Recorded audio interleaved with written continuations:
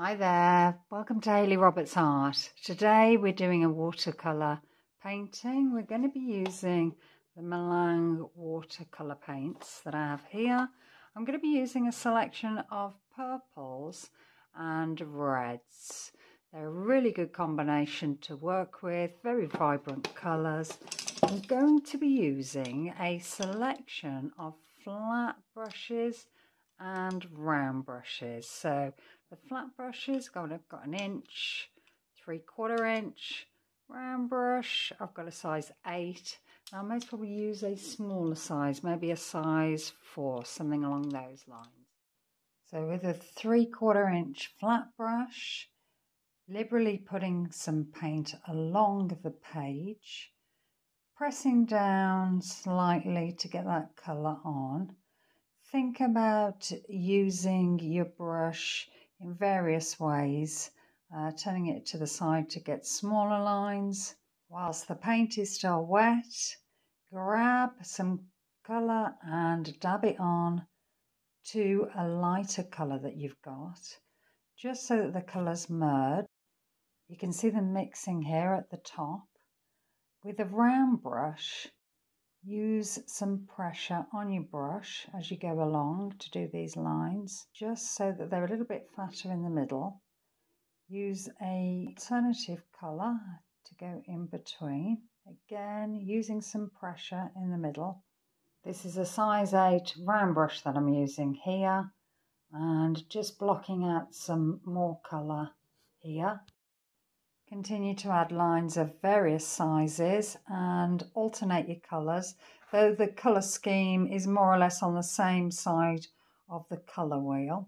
Again, I'm just adding some little dots here, little flat pieces, and the colours will merge together. Just keeping some spaces in between some of the lines because I'll be adding some detail later. I've turned the brush here onto its side, so a thinner line to go across the page.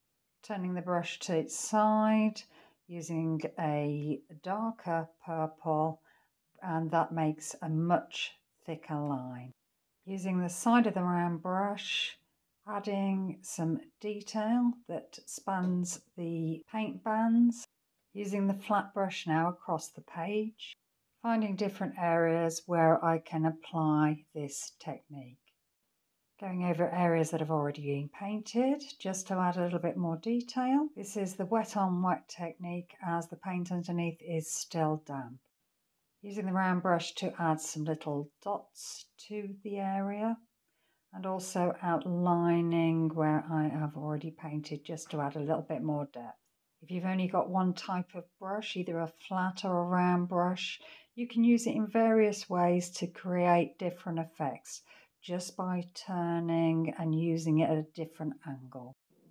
The watercolour paint is the base for your picture. You'll be adding some more details using pens and acrylic inks. This picture uses a layering up process. You're slowly building up the picture and adding each layer on just to give it a little bit more depth and interest. Using a dibber to apply some metallic gold acrylic ink, just embellishing what you have done. But what you need to do is make sure that your paint underneath is dry. Just adding some lines here and there, dragging down the acrylic paint in areas so that there's sort of tails to it. And you can see here, it just gives the picture a little bit of glitz. If you haven't got an application tool like this, you could use something along the lines of a cotton bud or an old paintbrush or anything with a pointy edge to it to get the same effect. I hope you like this. If you do like this, if you could consider liking and subscribing, that would be great.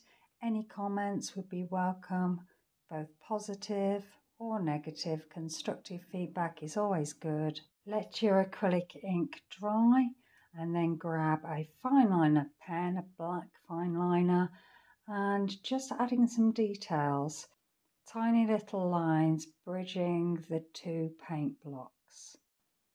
outline some of the acrylic shapes.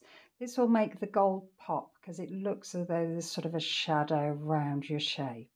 Sometimes you need to take a step back and have a look at your picture to see what's needed and then add the detail accordingly. Again, bridging the 2 blocks of paint with some little tiny lines. It complements what I've already done at the top. Repeat patterns are always good. They sort of tie your picture together. Adding some little dots. They sort of act as a little bit of shading. Again, doing it in the negative space between the 2 paint blocks. Drifting the little dots from one paint block to another. Outlining some more of the acrylic ink, just so that it makes the ink a little bit more bolder and stand out. Adding some lines on top of the acrylic ink now, just to mirror the lines that we've put in the negative space. This picture is just so easy to do. Anyone can do this, from beginner to more experienced. So I hope you get to try. It's really enjoyable to do. You feel really in the moment doing your art. You could add coloured pencils, pens, anything you feel fits with your painting. Every painting is different, so you may feel that it needs different elements. And what I suggest is just try it. You never know, it may work out really well and you'll be happy with it. I find the scariest thing is just having that blank page in front of you and not knowing what to do. Once you get started, hopefully you'll find a flow and you'll start enjoying the process, which is the most important part of painting. Continue to outline your acrylic ink to make that ink pop out from the page. Adding some horizontal lines in between the paint marks here, just going across the page. When you feel your painting is complete, grab a metallic gold marker pen, outline the side of your painting, putting slight pressure towards the masking tape. And then when you finish doing that, peel away the tape. And there you have it, your beautiful abstract watercolour painting. Hope you've enjoyed this. I know I enjoyed doing it very much so, and hope you make a comment. Hope to see you soon. Okay, have a good day. Bye.